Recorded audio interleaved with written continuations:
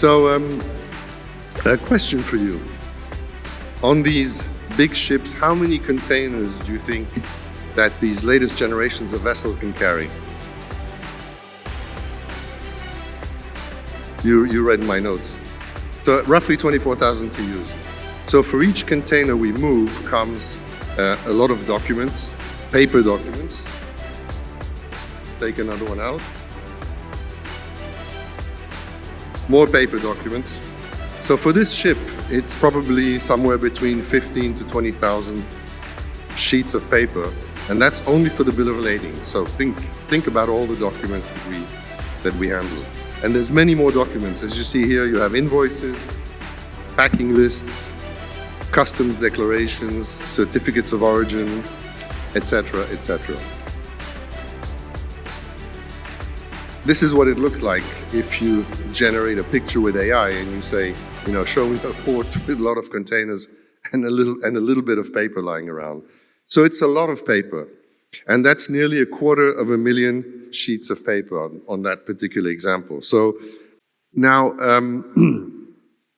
the good news is that in February 23, so 1 year ago, the world's largest carriers committed to 100% EBL by 2030. Now, that doesn't mean 100%. What it means is we have a goal, and the EBL is, for me, is the beginning of this process. So EBL is not a product, it's not something that we're selling, although there is a cost attached because of the infrastructure and the networks being used. So we've all signed up. Thanks to DCSA, the Digital Container Shipping Association, we created the FIT Alliance.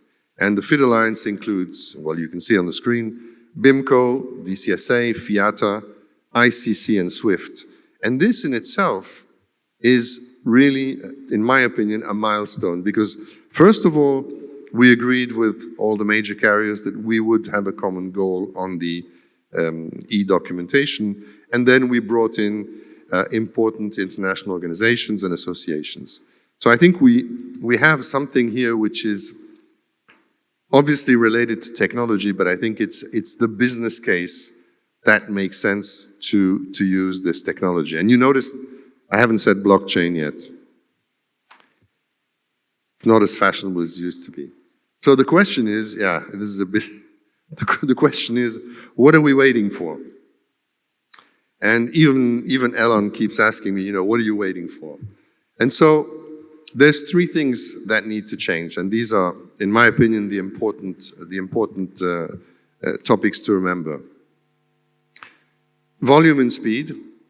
So let's all make a living, or let's make money on volume and speed, and not necessarily on the back of our inefficiencies. Digital trade will, of course, bring volumes, bigger volumes, quicker trade, and more efficient trade. So in the concept of digital trade, this is something which is critical if we want to progress that. And a lot of associations are working on that, as you know. Then we need to break the silos. And one example that I often use, I know this is being filmed, but and I've seen many meetings where we talk to procurement teams and they want to save some money on the freight rates. Fantastic. But very often they don't realize that by doing that, or by not adopting some of the digital solutions, they're actually spending much more money in their organization through documentation processes, paperwork, etc. And I think the ones that understand that, I think, have an edge. And the third thing is, don't wait. I've spoken to customers who say, this is all very good, but we want to wait until everything is digitalized, where we can get data for all the documents and have all the document images in a secure form. If you do that, it's going to be very difficult to catch up, again, in my opinion. So, start today, don't miss the boat. So, in a way, it might seem huge, but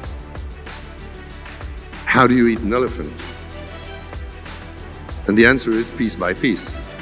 So how do you move to total digitalization? And the answer is box by box, document by document, box by box. So how do you go digital? Well, you start with what you have. And I'm here today to boost the EBL adoption, not just for MSC, but also for the industry.